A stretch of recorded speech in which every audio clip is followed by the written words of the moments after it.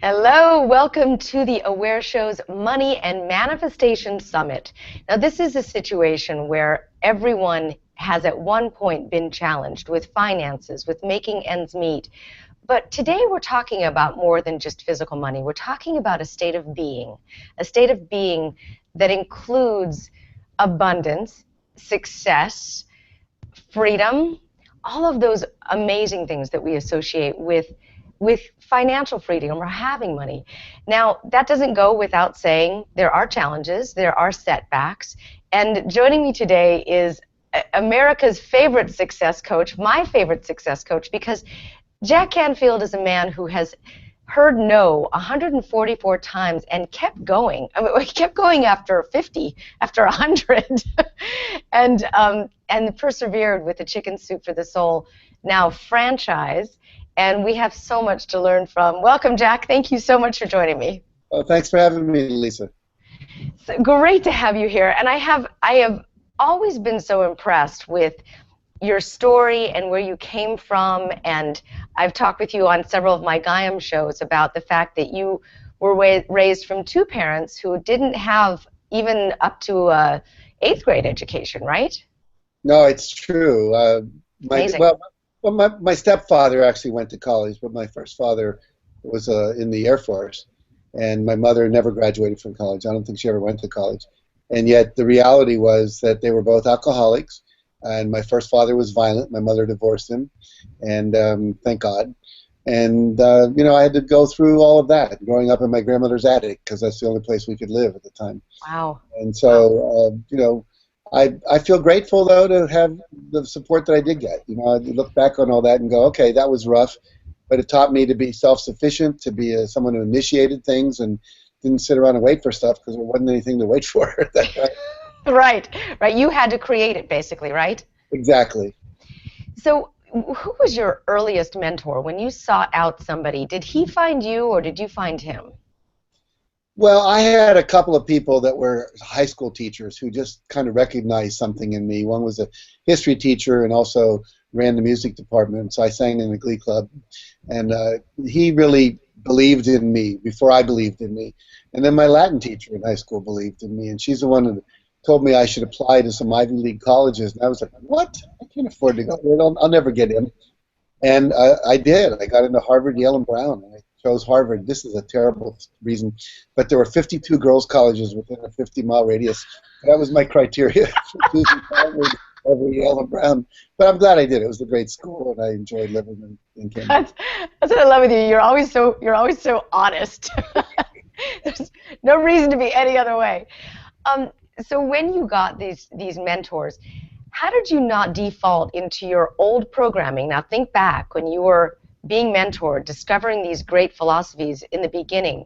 How did you not revert back? Well, my biggest mentor was a man named W. Clement Stone, who I met when I graduated from college. I was in graduate school, and I was wanting to. I was teaching in the inner city schools, and I realized I wanted to learn how to motivate my students even more than I wanted to teach them history, because they weren't motivated.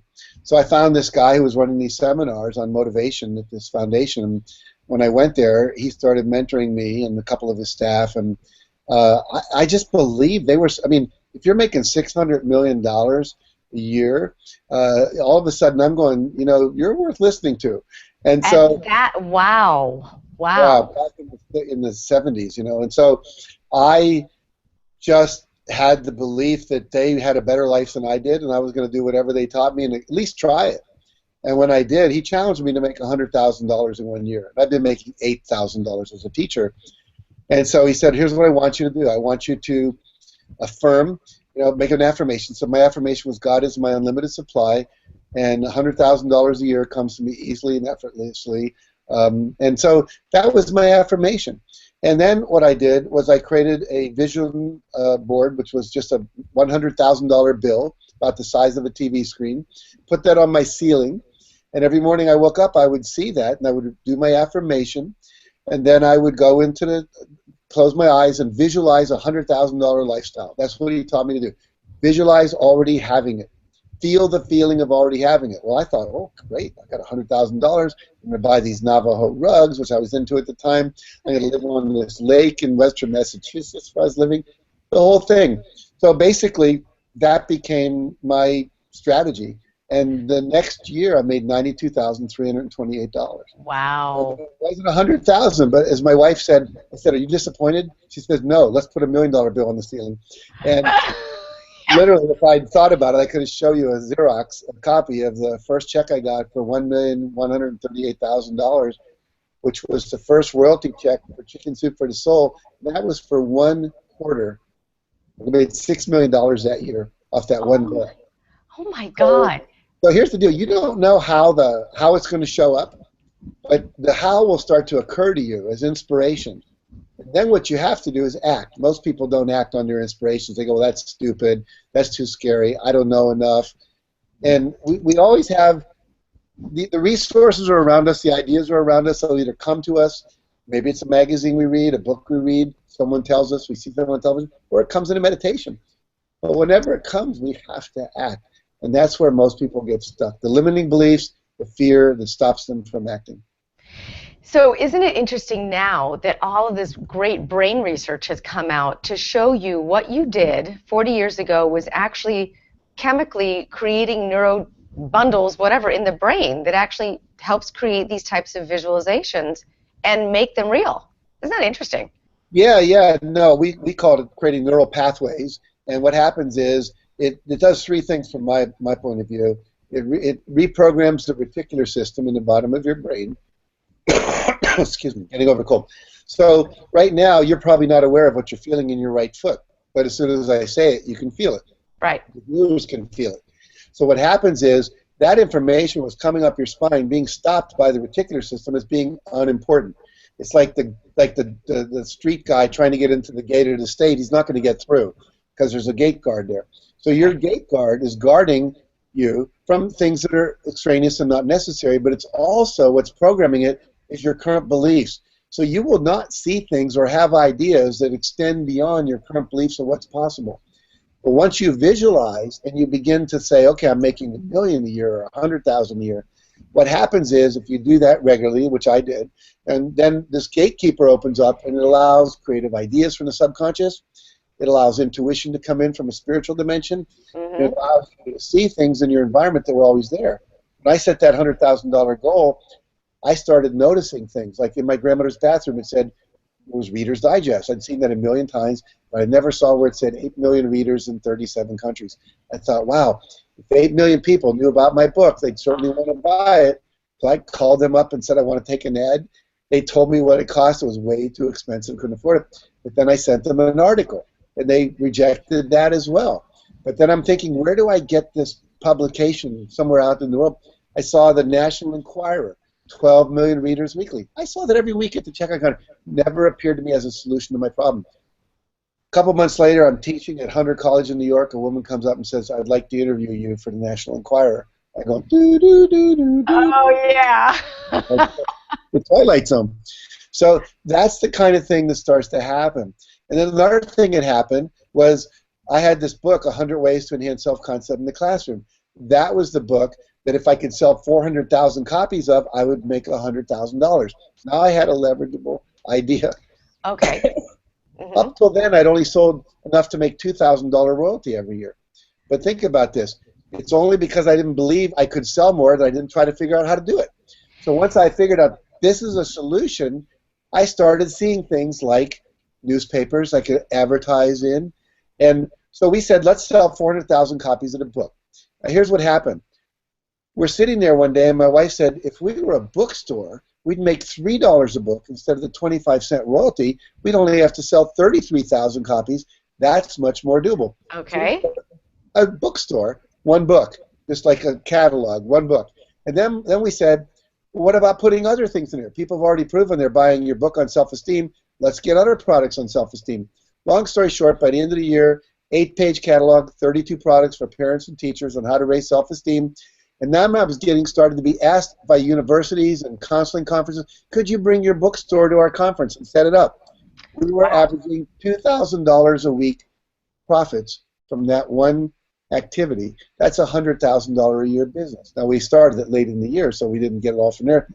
The other thing we saw, I met my friend Hanuk McCarty, and out of the blue, I would never have asked this. My mother said, never talk about sex, religion, and money with people. That'll keep you safe. And I said, Hanuk, how much do you make when you consult with schools? He said, $800 a day. I said, $800? I get $300. How do you get $8? He said, I asked for it. Never occurred to me. I was afraid they'd see me as a capitalist rip-off pig that didn't care about kids. So I practiced in the mirror. What's your fee? $800. What's your fee? I get a call about a month later from someplace in Iowa and said, we'd like to hire you. What's your fee? I went, hey, yeah, $600. And they said, no sweat. And I said, okay, $600. What would have been sweat? They said, we had $1,200 in the budget for the speaker. And I went, okay, I said $6, we'll do it. The next guy that called me, what's your fee? $1,200. He said, we only have $800 in the budget. I said, I'll take it. So I tripled my fee, basically, simply by that one conversation I never would have had if I hadn't set that goal. So that's such a great example of visualization. So Chicken Soup was not your first book. This is obviously, you had a lot of trial before that. Well, I had one book in 1976. That was 100 Ways to Enhance Self-Concept in the Classroom. It eventually went on to sell 400,000 copies to teachers. You did it. We achieved my goal. Wow. Second book I did was called 101 Ways to Teach Self-Esteem and Responsibility in the Classroom. That did very well. And then I didn't write another book until Mark Victor Hansen and I met. We rewrote a book he wrote called Dare to Win, co-authored it together. And then we wrote Chicken Soup for the Soul in 1993. I see. So that's how it all came out. Now, after you went through the publishers, what did you do? Did you submit your book to the publishers? And because you teach a lot about now how to get a book published. Right. And back then it was different. Well, the first thing that happened, we went to New York with our agent. We found a guy who would be our agent, went to New York, did 3 days of meetings. Nobody was interested. They thought it was a stupid title. Nobody reads short stories. It just wasn't going to work. So our agent gave us the book back. So now it was like, what do we do? So we found a lot of like less well-known publishers, and we send out our book proposal. We get it back. Sorry, we're not into it. And then someone said, there's this Book Expo America where all the booksellers come together and all the publishers. It's their professional conference. It was happening in Anaheim that year, and I was living in Los Angeles, and Mark was in Newport Beach. So we decided to go. We had a backpack full of like 30-page excerpts from the book, 30 pages of excerpts, and we'd go from booth to booth, say, is your acquisition editor here? Yes. Would you look at this? No. Would you look at this? Not interested. Would you look at this? Not interested. It was late on the third day when a publisher said, we'll read it. Health Communications. Little unknown publisher in Florida. They read it, they loved it, and they said, we'll publish it. And we said, how many do you think you'll sell? They said 20,000. We said, that's not our dream. They said, what's your dream? We said 150,000 by Christmas, because it was coming out in July, and $1.5 million in a year and a half. He laughed at us. Well, now he has a $34 million Falcon jet. He no longer laughs at us. Oh, my God. We sold 135,000 by Christmas and 1.3 million, and then we went on, as I mentioned, we sold 10 million copies. So that's what. Did you ever hear back from the people that said no? Well, occasionally I meet them. I'll meet them in a green room somewhere, or I'll meet them at a publishing convention, and they all go, oh, I'm so sad I turned down your book. I actually had collected all the rejection letters, and I was just going to staple the New York Times list when we were #1 to it and send it back to them. But when I had that mean thought, I couldn't find the letter, so God was looking out for me. Yeah. No, it's great because you just look forward and you continue to look forward. Right, exactly. So when somebody wants to go from where they are now to where they want to be, and they don't have any reference point whatsoever, because you didn't just take the next step up, you took like the elevator up to the 100th floor. I mean, you went high in that level of being. You're saying that visualization is probably the first step to it, right? Well, the first step is deciding where you want to go.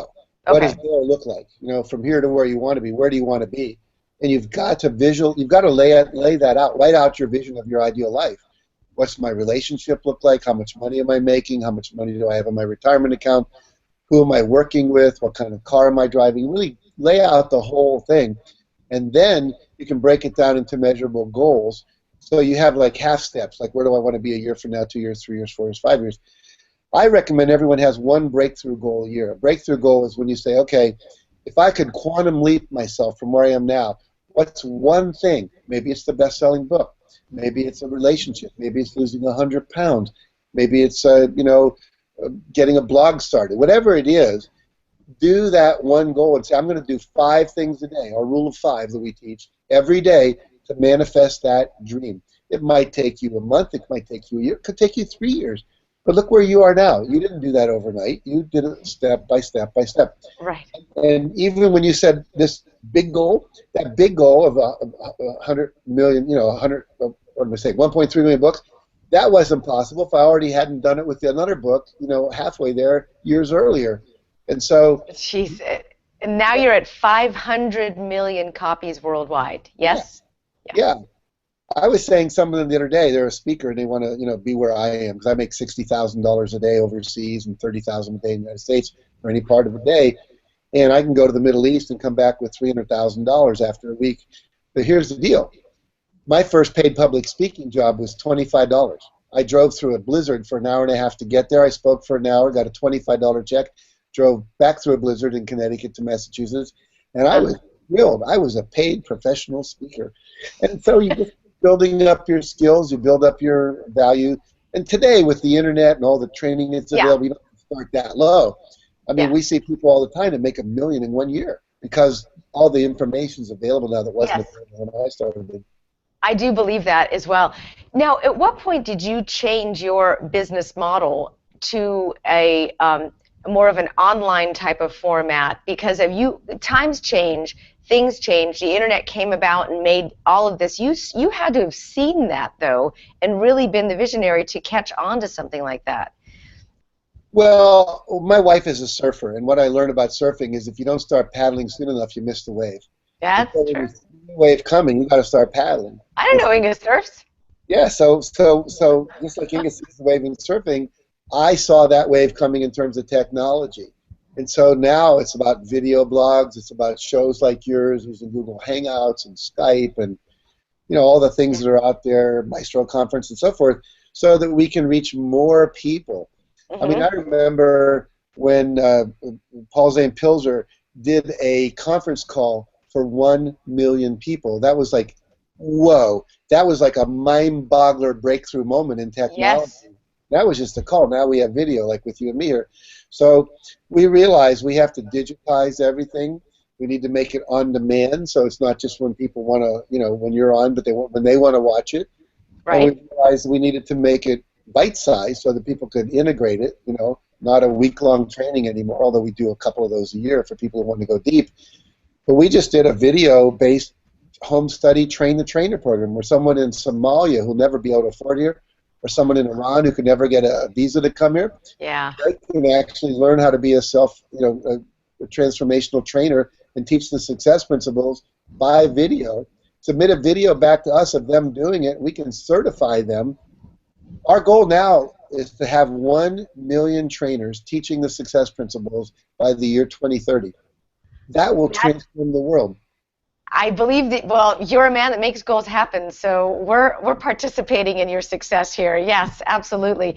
The success principles that Jack is talking about, he has outlined in this wonderful offer that we have today, and there are 64 success principles that Jack has put together over. This is just the best of the best, and also not only Jack's material, but people that he has learned from and shares with us. He's done the research for us, and put all of this information together. Tell me about your process, and I know there's a lot more, but what was your process in gathering these and boiling it down to the 64?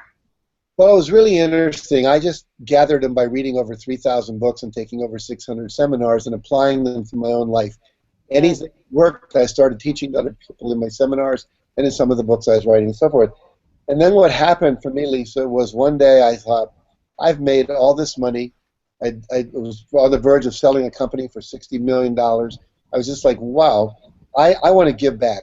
So I said, if I could write a book, that if people only read one book their whole life, would give them everything they needed to be successful, not the skills to be a doctor or to, do a TV show like you, but the psychological skills and the emotional skills and the actions they would need to take along those lines, to be sure that they were successful, what would be in that book. I sat in bed. I can remember it one morning because my son was sitting next to me in bed. He was about 14 at the time with his computer. A Sunday morning, we're both typing away.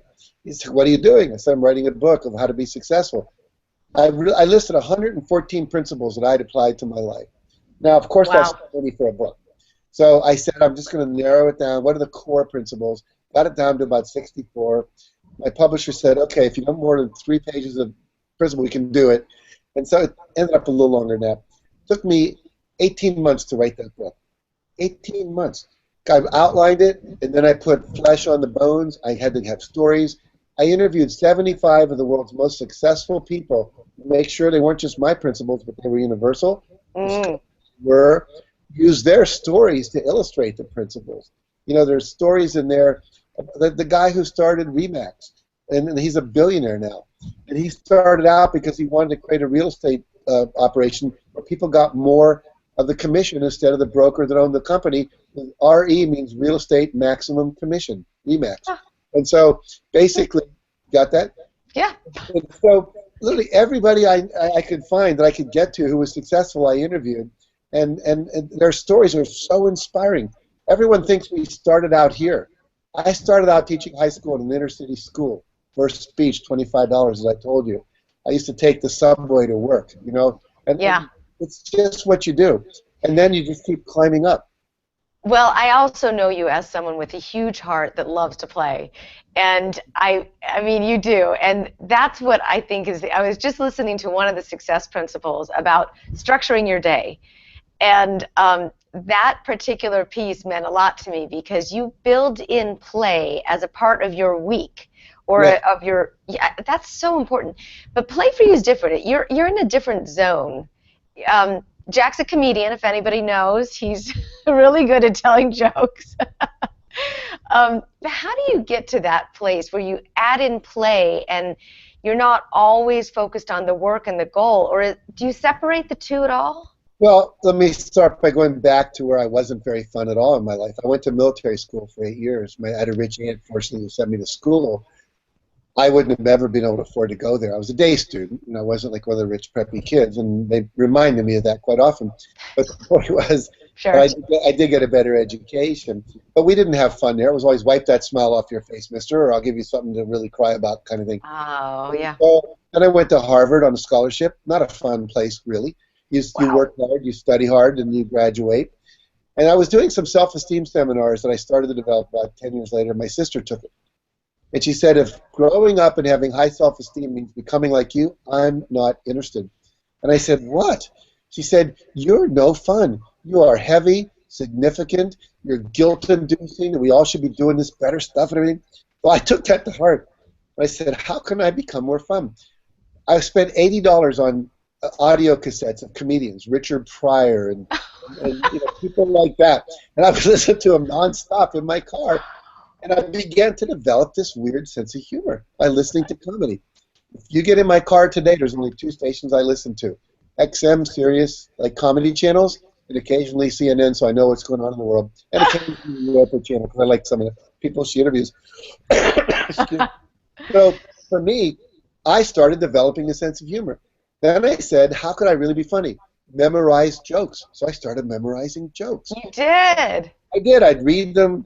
I would tell them. I'd get better at them. You know, if you want to do something, I think you can develop any quality, compassion, love, joy, perseverance, by practicing. You simply have to practice. Well, I mean, that tells me so much now. That makes a lot of sense because you're a really good joke teller, but you build it into your life. So let me just say one more thing. Building time into your schedule to play is really important. And so whether it's watching comedy, or my wife right now is taking an improv class, I'm probably going to join her because it just forces you to have more fun and play. And so you can schedule time to play. You know, I know one couple that was not having any play in their life. Every Thursday from 6 until 8, they put down plastic on the living room floor so they can do anything they want and be as messy as they want. And the rule is you cannot act older than 6 years old.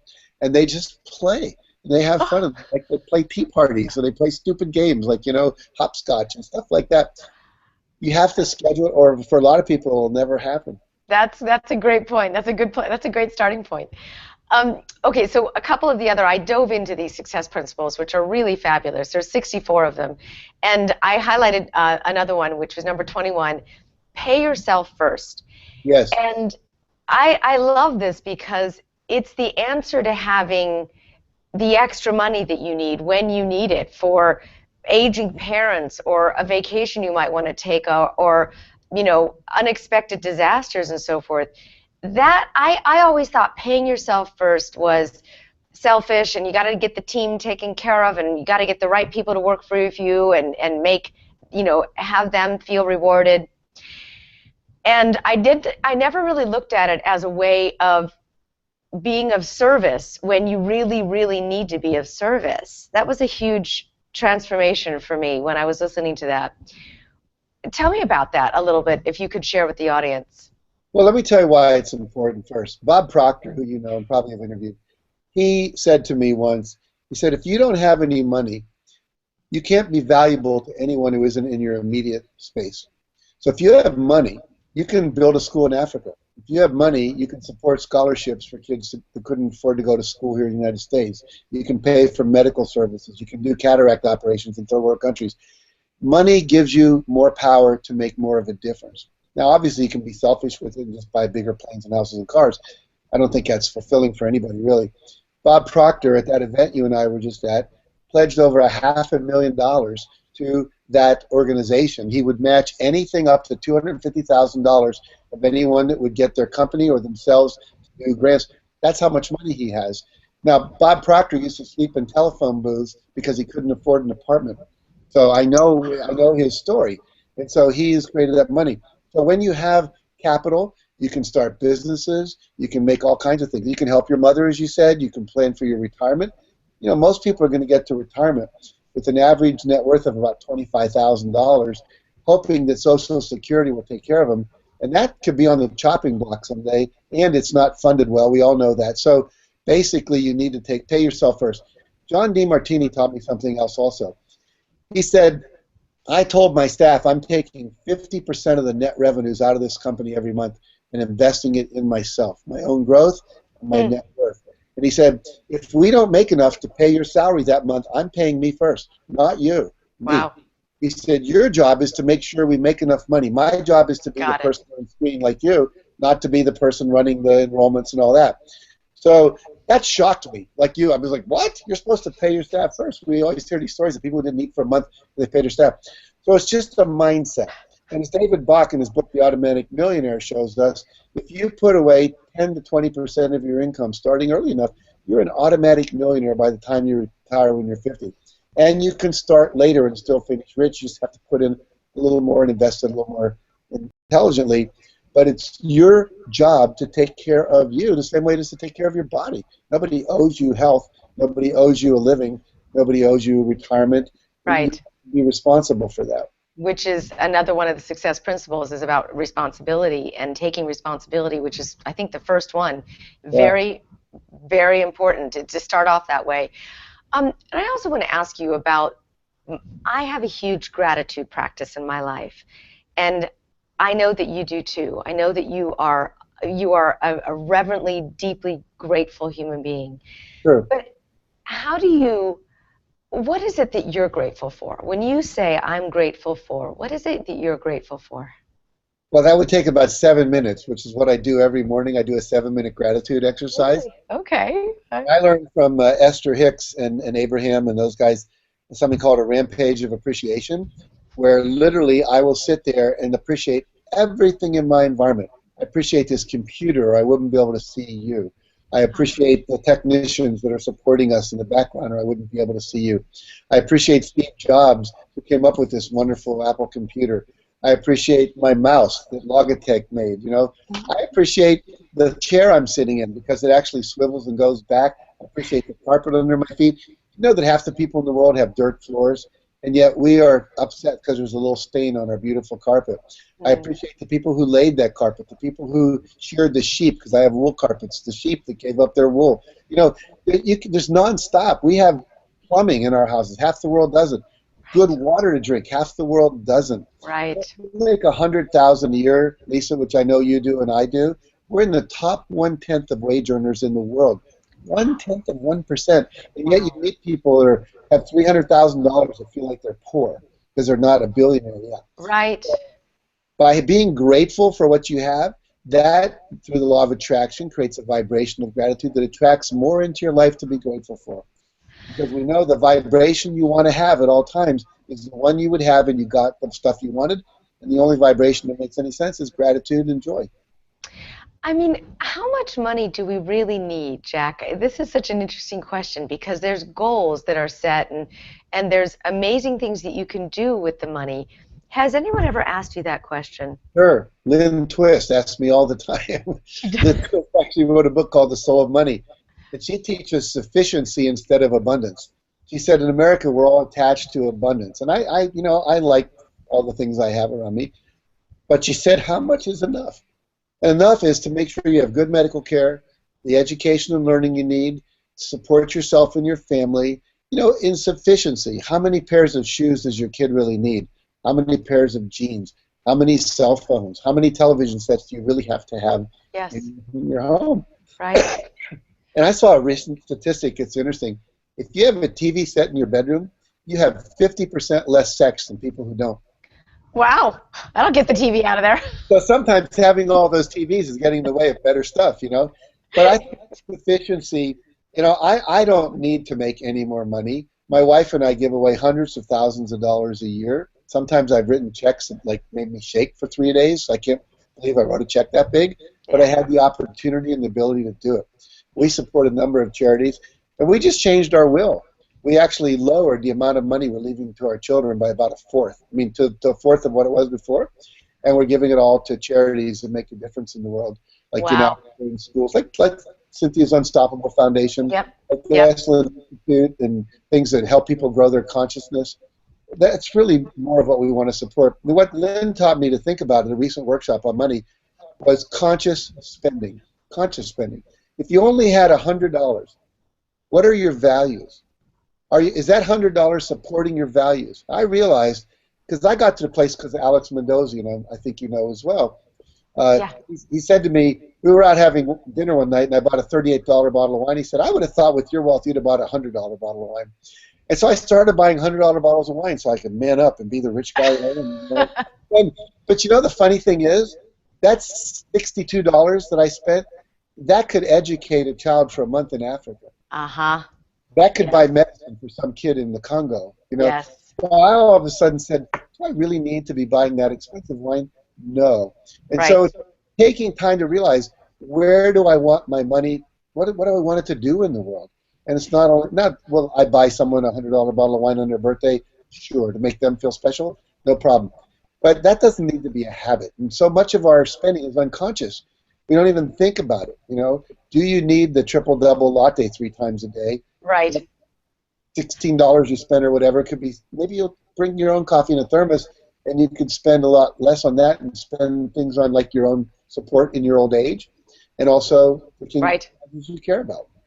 And things like the brain gym and things like that can really help your own brain, or help there's all these great new devices out there that I could give to my dad. I mean, for me, and I know my audience is the same way, when you start to look at a vision board of that, as I said, I just remodeled my office, and I found my old vision board, Jack, and it was really super cool. I mean, it was so many of the things. I'm on Hay House Radio. Hay House is on there, and I'm on internet television, and I had TV on there, and all these really cool things were on there. And there was vacation pictures that I've gone on, and many of them because you have led me in that direction. And so it was really neat. And this one was from 2007. And talking to you now, my new vision board is going to be a wonderful place for my parents. It's going to be a contribution to an organization like Cynthia's, where I can stand up and match Bob Proctor's $250,000 or whatever it is. I mean, that's where, and my audience is the same way. When you start to put contribution, purpose, and service on your vision board, that is exciting to me. That is motivating to me. That gives me reason to really, pump up the volume. But everything I have to do, I'm just that type of person, though. I Yeah. have to be of service. Well, one thing I want to say so people don't get carried away here, because I think you can be a disservice to yourself when you think about charity. Uh, for example, a couple years ago, my sister got really, really ill through being addicted to something. She was in an accident. They gave her pain medicine. She became addicted to it. Yikes. And I think I spent probably $500,000 getting her through rehab over the course of 3 years. Because a lot of these rehab places are like $30,000 a month. I helped Yes. I helped fund her jewelry building. She makes jewelry. I helped fund that again. Now, when I was spending that money on my sister, it wasn't on me, but I lowered the amount I was spending on other charities because I didn't want to hurt myself. I Right. need to have enough money for me and my family and my kids in school and medical emergencies and all of that. So you have to be realistic. You always want to be in service, but sometimes the service will be to people around you. It may not be the bigger things. Don't feel guilty about that. You're still You being got me. You totally got me. Absolutely. That's like that. You didn't have to look very far to see that one, did you? Yes, you are absolutely right. I do tend to err on that side of things, which I don't know. Maybe it's some type of ability in me to increase my own self-worth. So that's my next question. sure. How do you increase that idea that I'm worthy enough to make that 10 million, Jack, to make that? How does one do that? My own Well, self-worth. your self-worth is an evaluation, which is a mental process, but it's also an emotional process. It's thoughts that have been infused with emotions. And normally, to really get to that level, we have to go back and heal some of the childhood wounding around beliefs around money. Mm, When I grew up, my dad was always saying, "I'm not a bank. Why are you always being so selfish? Think about the money rest." doesn't grow on trees. Exactly. And I wanted a trumpet, for example. And eventually I got one because I went out and earned the money. I got a paper route. But I heard over and over, that we can't afford it. We can't afford it. We can't Right. afford it. I began to believe I wasn't worth it, because I saw other kids who were getting that stuff, whose parents had money. But when you're younger, you don't realize that. You think there must be something wrong with me. Hmm. Or when you grow up and you go to the store and you're buying a piece of luggage and you want the Tumi, and they say, no, you have to get this other brand, like from the five and dime store or something. And then internally, the kid makes the decision, I'm not worth the good stuff. And so we've got to go back and heal that. There's a lot of techniques like EFT tapping and Sedona method and different things we can learn to do that. We're not going to get into that in depth on the show. Right. But use those principles and techniques. And I talk about some of them in my book, The Success Principles, and we do some exercises you can do for yourself. The second thing you have to do is practice. Start making choices based on your preferences. In the book, I tell a story. I went to a seminar run by Cherie Carter Scott, and we were sitting down, and they were passing out little notebooks for everybody, and they were like steno pads. And I got a yellow one, and the person next to me got a blue one. I was sitting there going, I want a blue one, I want a yellow one, I want a yellow one. But I couldn't say anything because I'm like, who cares? I'll be like superficial. And finally, Cherie said, oh, and by the way, if you got a book that you don't like the color, trade with somebody. And I went, would you mind trading? And she said, not at all. I like yellow. It means like sun to me, blue to me, but like royal blue to me.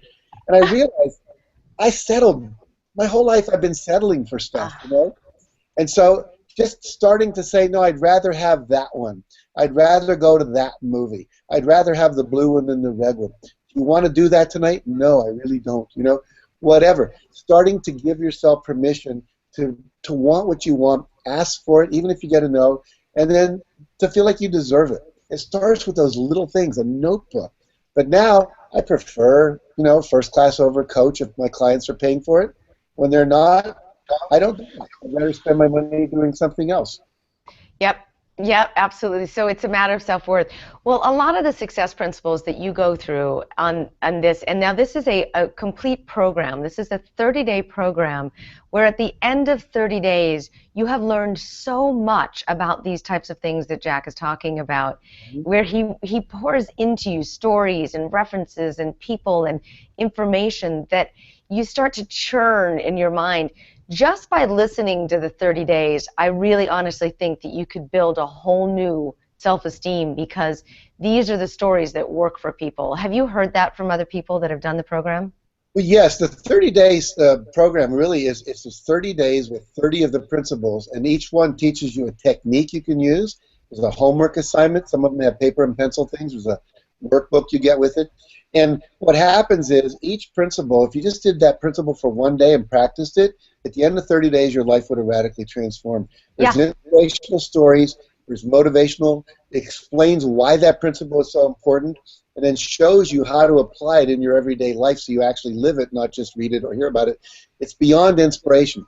It's inspiration, motivation, information, and then you've got to do the perspiration to make it happen. Which I love. And what was it? E plus R equals O. Right. What is that? Event plus response equals outcome. The event is this program, which is highly successful if you use it.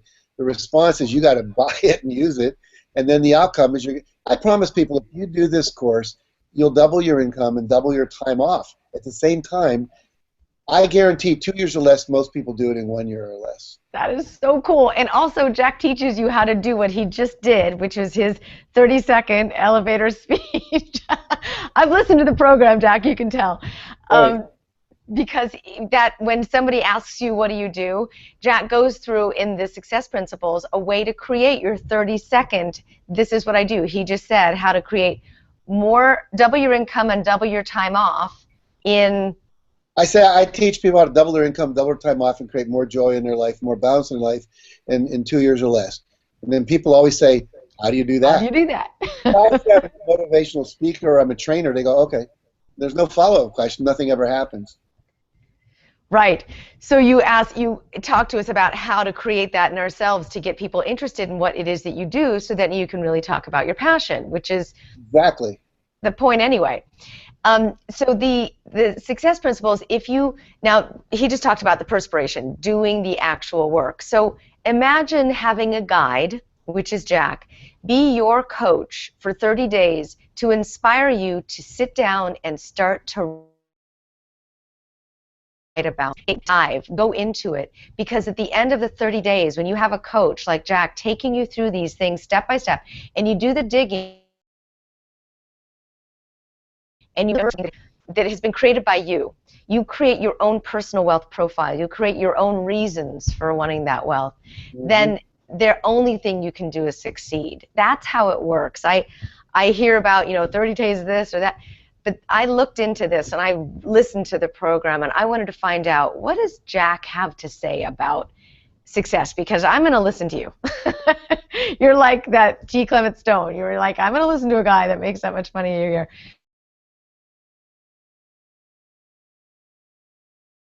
But I've seen him in the space of comedy and joy and laughter, and I see that as a mentor to me. I know that you've done amazing things in business and you've created franchises and leverages that are just incredible. That's the business side of you, but I also know your heart, Jack, and I love that side of you as well. And so that's when I look at you and say, okay, if I do these 30 days, then I can double my income. Are you kidding? Really? That's great. That's fantastic. I'll do it. 30 days? Yeah, but it's about what you learn in the meantime and what you embody and how you take it on and how you transform in the meantime. It's not just about setting goals. So the offer, by the way, I haven't told people, if you go to theawareshow.com/Jack, that's where you go. That's how you do it. Just log into theawareshow.com/Jack. And this is, the worth of the program is doubling your income. What you pay for it is $147. To double your income makes a lot of sense to me. And then there's also chapters of the book of the success principles, and that is exactly what Jack talks about in the book, because it's, how many pages is your book? Well, the new one is about 600 pages, I think. They did it on a really thin, 560 pages. Yeah.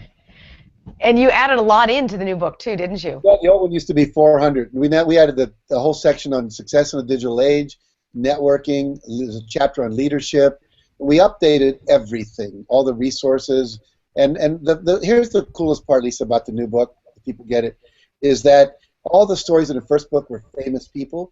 Most of the stories in the revised edition are normal people who read the first book and created amazing success in their life. So now you look at this, you go, oh my God, that person was just like me. They were homeless. They were a single mom. They were someone that just graduated college, and they read this book and transformed their life. So now we know for sure it works. Before we thought it would work because we do it work for the famous people and the successful people, but now we know it works for everybody because we've got all these stories. Tell me about one of the stories that you love the most from that particular part of the book. Now basically you wrote a whole nother book, but you just put it onto the first one. Yeah, 200 pages isn't a complete book, Jack. I know, and I don't expect anyone to read this in a week. I mean, this is a book you read over the course of a year and apply it. If you read a chapter a day or a chapter a week and apply it, your life will transform in that amount of time. My favorite story is a guy named John Caleb. John was in Indonesia, Philippines. I'm in Manila speaking. He interviews me for a newspaper the night before my talk. I was doing a book signing. And so at the end he interviewed me. I said, John, that's the best interview ever other than Lisa Garr. Best interview I've ever had in my life. I said, how'd you get so good? He said, you're my first interview. I said, John, that's ridiculous. He said, no. I said, well, what were you doing before you interviewed? He said, I was running a restaurant with a friend of mine. The restaurant went bankrupt because we got into a big fight. And he said, I'm couch surfing. I have no money.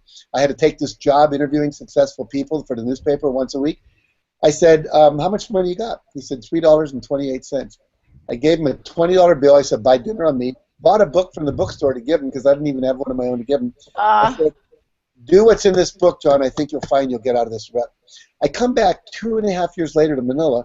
I'm getting ready to run my workshop for about 800 people. In walks John in a suit with a big gold medallion on his breast pocket. 8 guys are walking behind him with the same medallion on polo shirts, entourage. I said, you're that guy that interviewed me. He said, yeah. I said, you look different. He said, I am. I said, what happened? He said, I am now the #1 motivational speaker in all of the Philippines. I make over $1 million a year. I have two houses, one in town, one on the beach, a radio show, a TV show, a book coming out. And I average 800 to 1,000 people every time I give a talk. I'm known as the money magnet. I said, John, how did you get from there to where you were to here? He said, I read your book. I said, here's a guy. He's a multimillionaire. Everyone knows and loves him. He's got a great family. He's healthy. Looks 10 years younger than he is. I said, I'm going to do everything he teaches. I don't know everyone. Anyone has done every single book. He said, for 1 year, I'm going to act as if it's the gospel. I'm going to do it. He said, I did it, and here I am. I said, John, you're a great testimonial. I write his story in that book.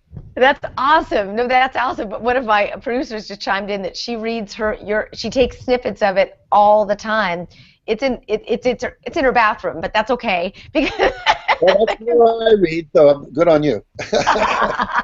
Just being honest. So tell me, how do you find the energy to come up after, time after time, to have such great engagement with me and the next person and do what you do in terms of lecturing on stage? Where do you get that from, Jack? I think doing what I'm passionate about. Like when I had jobs where I wasn't passionate, I showed up for work, Yeah. I love to do this. People always go, well, all this money, why don't you retire? And do what? Play golf? No, that doesn't turn me on. You couldn't. I love to teach. I love to have this kind of interaction. I love sharing. I know that as I'm talking to you, I'm talking to tens, possibly hundreds of thousands of people, maybe millions around the world. Yep. And that excites me. When I was on Oprah and I'm sitting there knowing 40 million people are watching, that is like, whoa. So whether it's a show like yours or I'm talking to 30 people at a seminar in a corporation or 800 people, I had 8,000 people in a workshop in India a couple years ago. I spoke to 20,000 orthodontists a couple years ago. When I'm there, I don't care if it's 20 people or 20,000 people. I just am giving people everything I give. And I think if you're doing that, it's almost like the universe is showering you with energy, saying, okay, just keep pouring it out, pour it out, pour it out. You'd see I'm getting over a cold. I maybe get a cold every 10 years. And usually 3 days at the most. I'm healthy. I'm alive. I'm awake. I'm 70. I'll be 71 this summer. Most people, I look more like I'm 55 or 60. Totally. I think if you do what you love, I've given up all my resentments. I've forgiven everyone in my life who ever hurt me. I do gratitude every day. I take a lot of vitamins and minerals. I eat healthy, organic. I cleanse on a regular basis. I meditate. And I also heard that you were doing something with addictions, or you wrote a book about something like that? I have a book coming out in August called The 30-Day Sobriety Solution, How to Cut Back or Quit Drinking in the Privacy of Your Own Home. Someone took my success pyramid. You told me that. Well, Yes. Dave was a guy who'd been through 3 rehabs, nothing worked. And one day he heard a Tony Robbins tape, and he said, why aren't they teaching this stuff in rehab?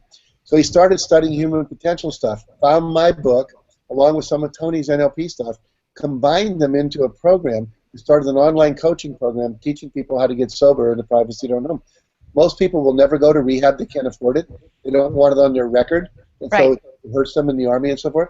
So he's been coaching thousands of people, getting about an 85% success rate. Most rehabs are 15%. AA, they say 20%. So we're really excited. And I said to Dave, this has to be in a book. This has to get beyond your website. Most people will never find you. I have the celebrity value that will get it out there in the world. So we spent a year working on the book. It comes out August 4th, and maybe we'll come on and talk to you again about that. Wow, that is solution-oriented. That's a perfect example of how you take something that is your passion and you move with it. You didn't just sit on that. You saw how many people that I was going to help, and you're doing something about it. I've truly interviewed so many people that said that this program, in terms of the AA program, has a lot that is desired. It leaves a lot on the table, and you actually came up with a solution around that. That's fabulous. Yeah. No, I have nothing against AA. 2 of my kids have gone through AA. Both of them are sponsors, and I think it saved their lives. But there's too many people that it doesn't, and that's we wanted to reach them. Yep, absolutely. And you're also going on a trip, I think you told me, right? Are you going to the rainforest? I actually have been to the rainforest with Lynn Twist and the Pachamama Alliance, and I encourage everyone to do that at some point. It radically changed my mind about the world and about ecological sustainability. We need to save the rainforest. And there's so much indigenous wisdom there about how to live our lives more abundantly and efficiently and sufficiently, to use Lynn's term. Where I'm going next is a trip over to Japan, Singapore, Vietnam, London, and then I'm going to do another trip later in the year where I'm going to go to Moscow and Singapore again. And wow. I'm a week in France with Lynn Twist as well in September. She rents a villa every couple of years and invites friends over. And oh my gosh, what a fun week. Oh my God. Yeah. I mean, this is what it's like to have success in your life and really contribute and do what you want to do in your life and pour into other people. Every single person watching this can do the same thing. It depends on what your passion is, what your heart is, and action, which we talked about earlier, the event, and then the response, and then the outcome. And that's how you get to this place of doing something about it, being proactive rather than waiting for it to come to you. And there's a lot now that we know about the brain and these visualization processes, and so many of the mental image pictures that come up when you're listening to these programs help you with the visualization. If you don't know how to visualize, or you can't possibly get to that next level because you've not any reference for it in your life, when you start to listen to these stories that Jack tells, it starts to stimulate that visualization process. You can get creative. Go on after that and do processes from some of the stories and do that. Well, another part of the package that we're offering today is a program called Awakening Power. And there's actually 12 visualizations and meditations in there that people will download, and then you use those, and they guide you. People often say, well, how do I learn to meditate? I don't know what to do. You always want someone to guide you until it becomes natural to you.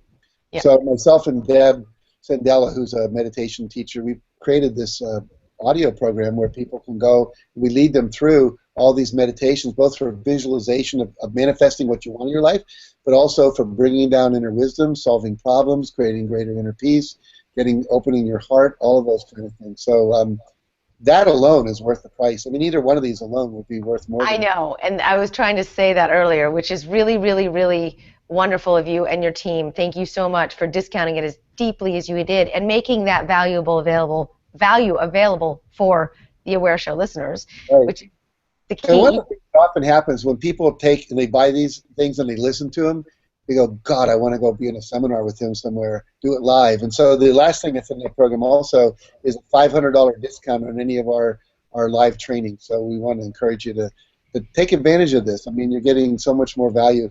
And as I said, I don't need another dollar. I could retire. The only reason I'm on your show is not for me. I don't need the ego grats anymore. But I know if I can help people realize their dreams and overcome their obstacles, yes. then I'm going to go anywhere I can and spread the word to do that. Yes, absolutely. And the very cool thing is listening to the 30 days to success, and then you get the chapters in the book and go through the visualizations. If you go into the seminar with that information, you're going to get so much further along the lines of where you want to be. So I really want to emphasize to people, only get this offer if you're going to do it. Don't get it and let it sit in your inbox. Do something about this, because this is one of the most powerful, effective programs. 30 days. What else would you do in 30 days? You could do a lot of damage in 30 days. You could also really significantly make some huge shifts in your life for 30 days.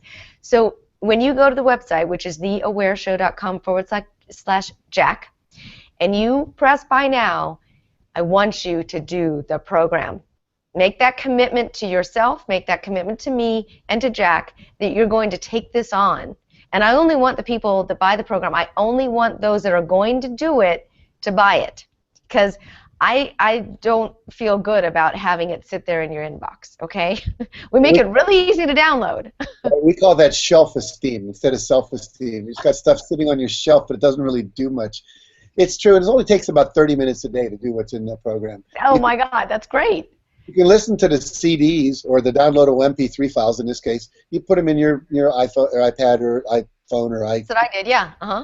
iPod, and you can listen to them while you're putting your makeup on. You can listen to them while you're washing dishes or cooking. Listen to them while you're running in your car, whatever. And then you do the little exercise during the day, and you're home free. Most people are going to spend 2.5 to 3 hours a day watching television. Right. They should watch. But most of us are watching shows that don't uplift us, that just are mind-numbing. We don't realize we sit down to watch one, the next thing we know we've watched 3 in a row, now it's bedtime. Use that time to educate yourself, to take your life to the next level. And now one of the things I noticed is I spent a little bit more time on the stuff that I was really needing the time with. But for me, that worked because I had an appointment every single day to work on this specific thing. I have an accountability partner, which is my husband, which you definitely talk about, and we get the opportunity to do some reflection on some things because we really are into change. We really, really want to create that in our lives. Mm-hmm. And we're at the point now where doing it as a team is really fun and supportive. So if 2 people are on the same page in the household, that also makes it a lot more fun. So do it. And easier, and you get the support of the other person. You're not like fighting against them. And right. If you learn with a partner, whether it's your roommate, best friend, your husband, whatever, it's 90 times more effective. Absolutely, absolutely. And my husband just went to a big meeting while we were right before we started here, and we're together in that meeting. You know, he has support of me together, which is really super cool. So it's fun to do stuff together. So anyway, go to the website. This is one of the things that I really encourage you to do. But do it if you're going to get it. Do it.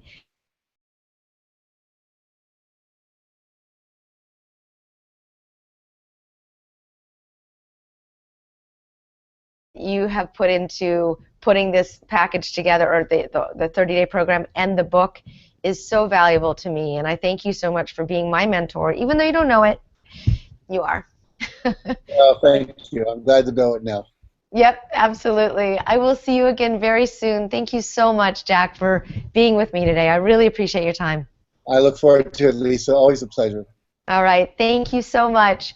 And to my wonderful listeners, take advantage of this huge value, by the way. I'm $147 to change your entire financial situation in 30 days is an absolute steal. That's amazing. That's amazing. The education and the information and the time that went into even putting that program together is far worth more than $147. So if you're going to get it, you need to use it. The website again is theawareshow.com/Jack.